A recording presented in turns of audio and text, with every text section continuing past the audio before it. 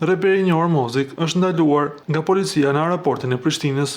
Sipas burimeve, ai u arrestuar nga policia doganore dhe është dërguar në mbajtje për 24 orë.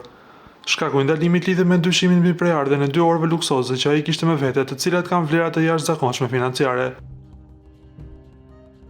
Vetëm disa orë para arrestimit, Mozik kishte publikuar në rrjetet sociale një foto me një orë të markës së njohur Richard Mill, duke treguar se ai kishte bërë vetë zuratë për 30 vjetorin e lindjes që është në ditët në vijim.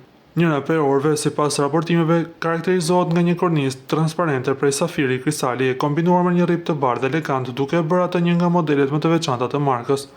Çmimi i saj kap shifrën deri në 1.5 milion euro, shumë kjo që ka ngritur pikpyetje mbi mënyrën e blerjes dhe deklarimit të saj në dogan.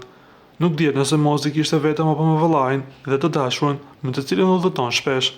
Aktualisht nuk dihet nëse reperi do të lirohet pas 24 orëve apo do të përballet me masa të tjera ligjore. Nga ana tjetër, avokati i Mozik, Arjanit Koçi, ka hedhur poshtë pretendimet. Përmes një postimi në rrjetet sociale, ai tha se klienti i tij nuk ishte arrestuar, duke shtuar se në momentin kur përçakullonin lajmet, Mozik ndodhej duke pirë kafe me të. Koçi e cilësoi informacionin e shpërndarës si të pavërtetë dhe pa bazë ligjore. Një reagim tjetër ka ardhur nga vallai i tij, reperi Gëtinjo, i cili në Instastory shkroi: "Mos bëni zhurmë bën vetëm gjeneratori." Me këtë deklaratë ironike, ai duket se i minimizoi thashëthemet rreth ngjarjes, duke nënvizuar se familja e sheh situatën si të egzageruar nga mediat. Ngjarja vazhdon të mbetet ende e paqartë, pasi ende nuk ka asnjë konfirmim zyrtar nga autoritetet.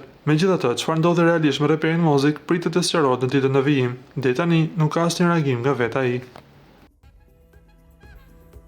Ju lutem klikoni tek butoni subscribe për të marrë të rejat më të fundit nga showbizi shqiptar.